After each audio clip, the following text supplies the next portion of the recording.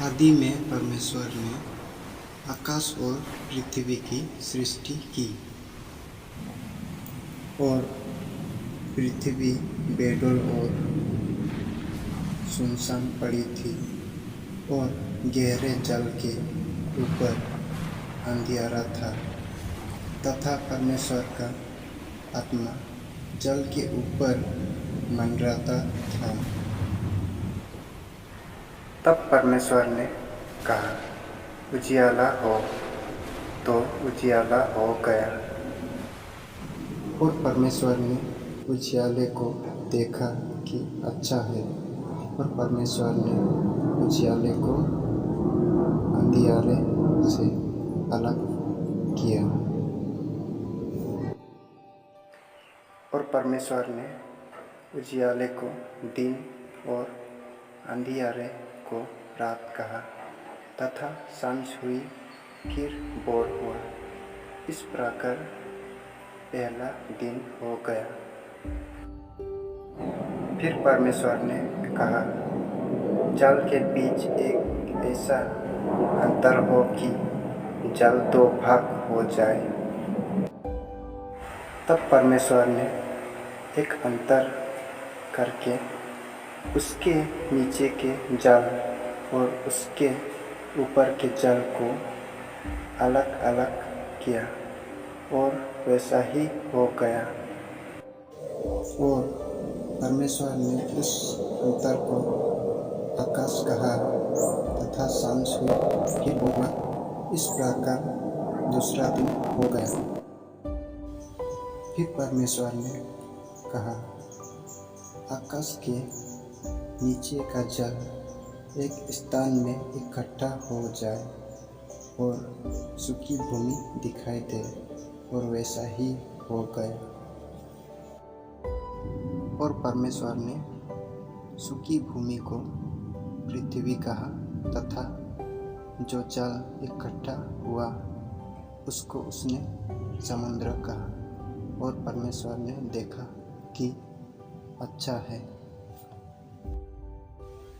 फिर परमेश्वर ने कहा, पृथ्वी से हरी घास तथा जीव वाले छोटे छोटे पेड़ और फलदायी वृक्ष भी, जिनके बीज उन्हीं में एक एक की जाति के अनुसार होते हैं, पृथ्वी पर उगे, और वैसा ही हो गया। तो पृथ्वी से हरी घास और छोटे छोटे पेड़, जिनमें अपनी अपनी जाति के अनुसार बीज होते हैं, और फलदायी वृक्ष, जिनके बीज एक एक की जाति के अनुसार उन्हीं में होते हैं, उगे। और परमेश्वर ने देखा कि अच्छा है। तथा सांझ हुई फिर भोर हुआ। इस प्रकार तीसरा दिन हो गया। फिर परमेश्वर ने कहा, दिन को रात से अलग करने के लिए आकाश के अंतर में ज्योतियाँ हो, और वे चिन्ह और नियत समय और दिनों और वर्षों के कारण हो, और वे ज्योतियाँ आकाश के अंतर में पृथ्वी पर प्रकाश देने वाली भी ठहरे, और वैसा ही हो गया। तब परमेश्वर ने तो बड़ी ज्योतियाँ बनाई। उनमें से बड़ी ज्योति को दिन पर प्रभुता करने के लिए, और छोटी ज्योतियाँ को रात पर प्रभुता करने के लिए बनाया, और तारागण को भी बनाया। परमेश्वर ने उनको आकाश के अंतर में इसलिए रखा कि वे पृथ्वी पर प्रकाश दें,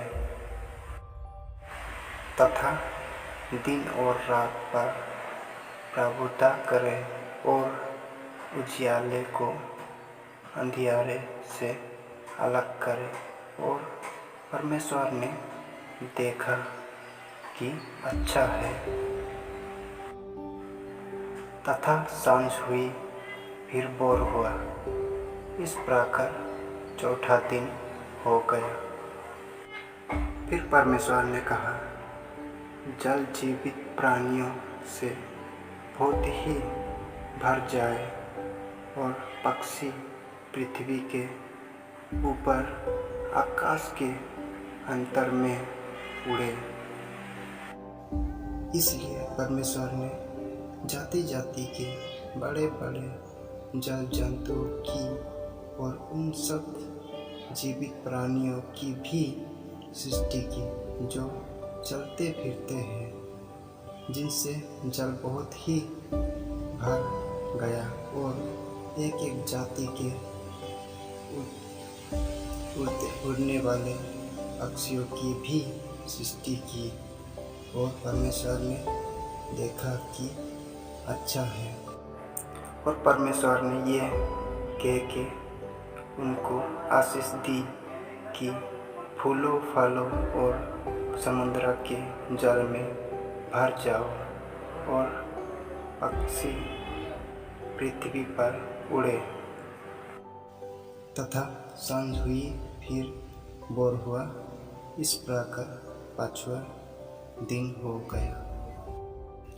फिर परमेश्वर ने कहा, पृथ्वी से एक एक जाति के जीवित प्राणी अर्थात घरेलू पशु और रेंगने वाले जंतु और पृथ्वी के वन पशु जाति जाति के अनुसार उत्पन्न हो। और वैसा ही हो गया। सो परमेश्वर ने पृथ्वी के जाति जाति के वन पशुओं को और जाति जाति के घरेलू पशुओं को और जाति जाति के भूमि पर सब रेंगने वाले जंतुओं को बनाया। और परमेश्वर ने देखा कि अच्छा है। फिर परमेश्वर ने कहा, हम मनुष्य को अपने स्वरूप के अनुसार अपनी समानता में बनाए और वे समुद्रों की मछलियों और आकाश के पक्षियों और घरेलू पशुओं और सारी पृथ्वी पर और सब रेंगने वाले जंतुओं पर जो पृथ्वी पर रेंगते हैं अधिकार रखे।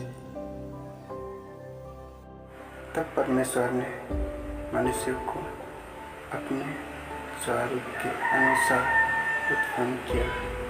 अपने ही स्वरूप के अनुसार परमेश्वर ने उसको उत्पन्न किया।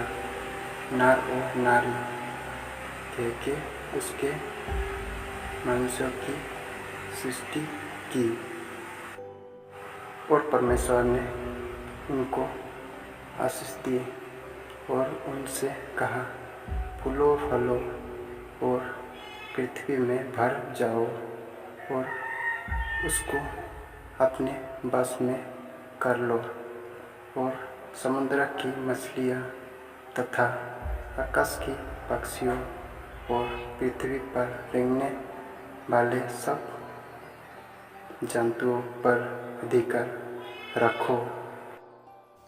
फिर परमेश्वर ने उनसे कहा, सुनो, जितने बीज वाले छोटे छोटे पेड़ सारी पृथ्वी के ऊपर है और जितने वृक्ष में बीज वाले फल होते हैं वे सब में तुम्हें दिया है। वे तुम्हारे भोजन के लिए है।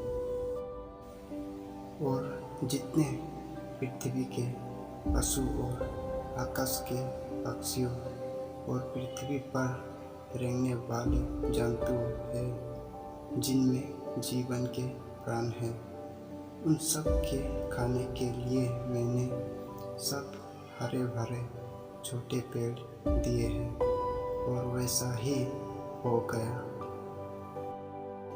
तब परमेश्वर ने जो कुछ बनाया था सबको देखा तो क्या देखा कि वे बहुत ही अच्छा है, तथा सांझ हुई फिर भोर हुआ, इस प्रकार छठवां दिन हो गया।